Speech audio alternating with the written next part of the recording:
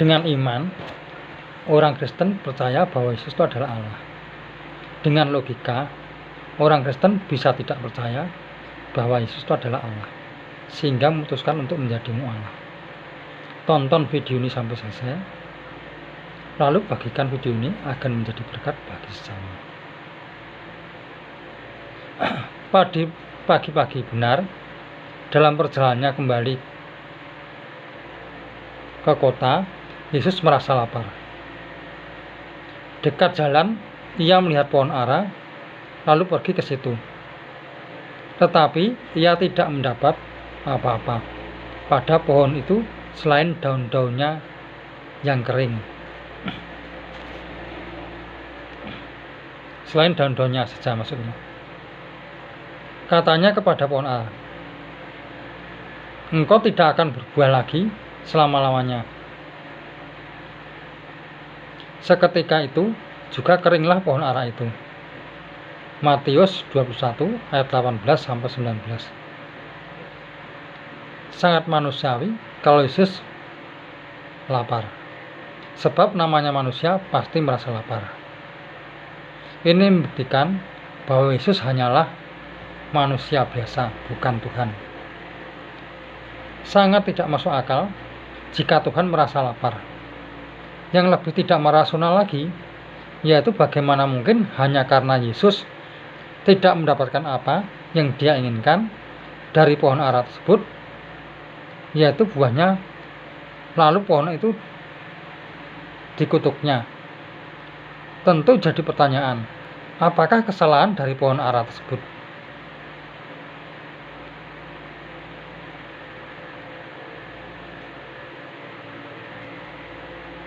Jika Yesus Tuhan, tentu dia bisa memerintahkan pohon ara tersebut untuk mengeluarkan buahnya. Justru akan menambah keyakinan pada muridnya bahwa Yesus itu Tuhan. Tetapi hal itu tidak dilakukan Yesus, sebab memang dia bukan Tuhan. Jadi dia tidak berkuasa memerintahkan pada pohon ara itu mengeluarkan buahnya. Setiap yang merasa lapar, berarti Yesus bukan Tuhan.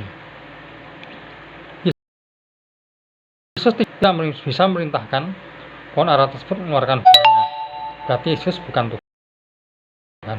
Setiap yang tidak tahu musim buah, pasti dia bukan Tuhan. Yesus tidak tahu musim buah, berarti Yesus bukan Tuhan. Lalu apakah benar argumen tersebut? Ternyata tidak. Tuhan itu nama jabatan. Yang namanya jabatan nggak pernah merasa lapar. Yang lapar itu yang menjadi pejabat. Namanya manusia, punya nama.